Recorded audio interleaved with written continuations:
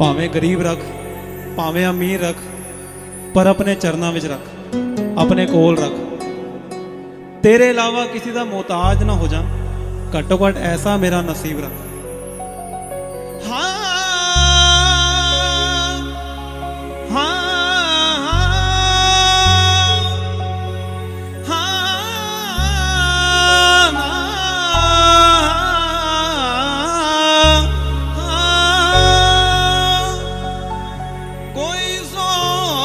वेले कोई नौण वेले कोई गौण वेले तेनू याद करदा,